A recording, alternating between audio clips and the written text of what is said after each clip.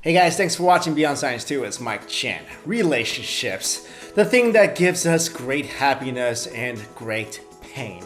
And to get to the relationship stage, you have to bypass this thing called dating. And here in the US, it typically goes as follows. Guy sees girl he likes either in real life or more often nowadays online, and if he's not a complete jackwagon, there won't be any creepy lewd remarks and he just goes and asks her out. They go on a date, maybe dinner and a movie, maybe he'll bring flowers, and if the date goes well, they'll continue to talk. But dating in different parts of the world, just like local cultures, are very much, well, different. And some of these local dating etiquettes may really shock you. So if you happen to be in a different country and you're out on a date, here are 7 dating etiquettes from around the world that you should be aware of. Number 7, teeth grinding in Bali.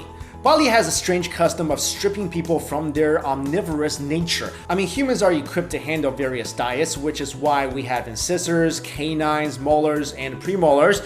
But the people of Bali believe that carnivorous canines and incisors are a problem. So before marriages are held, people have to file their teeth in order to smooth away their fang-like qualities. This is an important rite of passage in Bali, and it symbolizes smoothing away the rough, savage parts of the soul. The filing is done by a priest or a local dentist, and if you can't pay for the price of the filing, there are actually charities that may sponsor the procedure. So don't even think about getting married in Bali unless you want some of your teeth shaved off. So this will be a problem for me because I've got like wolf fangs right here, and yeah, it'll be a problem for me, and you know, like Dracula. Number 6, Welsh Luv Spoons. There is a tradition in Wales, though not so common anymore, where men would spend hours upon hours carving intricately designed wooden spoons, known as love spoons, for their loved ones. This custom originated in Wales in as early as the 16th century.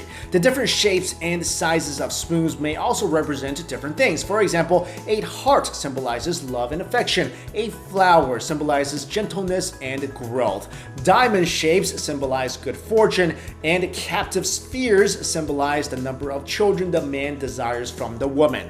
These love spoons are given during engagements, weddings, anniversaries, or just whenever one wants to express his love and affection. Number 5, blackening in Scotland. I like to eat food, but I don't really want to be covered by food or any other nasty substance. There is a wedding tradition in the rural areas of Scotland where friends and relatives of the couple will throw things like curdled milk, dead fish, spoiled food, tar, sauces, mud, flour, and sausages at them while they sit in the back of an open truck or vehicle. The reason for doing this is because Scottish people believe that if the couple can handle such a thing, they can pretty much handle anything, including their upcoming marriage. The blackening process prepares them for any humiliation or problems that they will come across in the near future. But hey, look on the bright side. At least the couple don't have to eat the food that's thrown in front of them. I mean, your love is strong, but it might not be stronger than eating rotten fish. Number 4, apples and armpits. Now, this next ritual is very strange. In rural Australia, you don't give people chocolates and flowers. In fact, you give them apples. Not just any apples, apples soaked in armpit sweat. What happens is that the young women will do a ritual dance while holding on to apple slices that are lodged in their armpits. After the dance is over, the women pass on the armpit apple slices to the man that they fancy, and if the man eats it, then it means the feelings are mutual. So many nasty images. Number 3, fat farms in West Africa. There's so many diet plans out there, and it seems like the whole world is obsessed with being thin. But in certain parts of West Africa, girls are required to be fat in order to find a lover. In fact, in order to make sure they gain weight, they're sent to fat camps to, well, eat. And the reason they do this is because apparently they believe that a woman's size indicates the space she occupies in her husband's heart.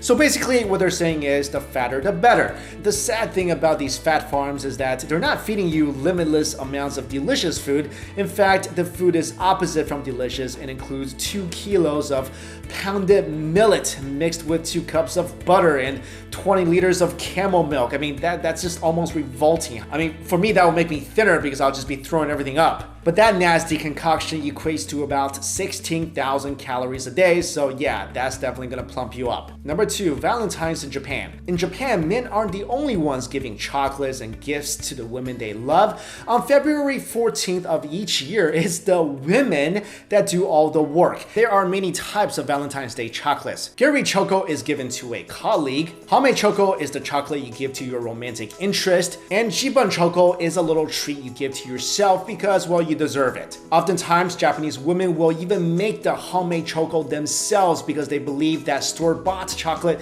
doesn't really express their feelings true enough, which I totally agree, and I wish someone would just make chocolate for me because that'd be awesome. And I would hope they taste good because there's nothing more awkward than someone making you something they cooked and it just doesn't taste the best. And you gotta lie, so it's just an awkward mess. And finally, dating in Korea. The dating etiquette in Korea has its unique characteristics as well. First off, while on dates with their girlfriends, men will most likely carry their girlfriends' handbags for them because they are physically stronger. Also because Korean women tend to carry bags with a lot of unidentifiable stuff inside, making their bags quite heavy.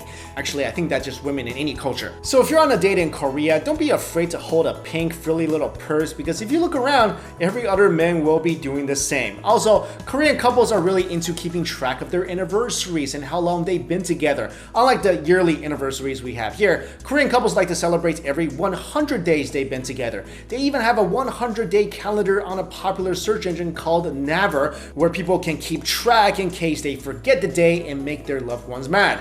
So yes, I would like to date in Japan and maybe not in Korea, and definitely not in Scotland. But going back to dating in Japanese culture, I love that there is an actual day where all the women can express their loves or confess their crushes to guys. Because I'm sure there's so many ladies out there that you're so frustrated because the guy is not getting the hint. Because as men, I'll tell you, we're all pretty thick. So it's awesome that there's a day where the girls can go up to the guys and be like, "Hey monkey brains, I have a crush on you. You should have figured that out after the last 20 times I made you chocolate." But hopefully you guys have found these helpful. Thank you all so much for watching. See ya!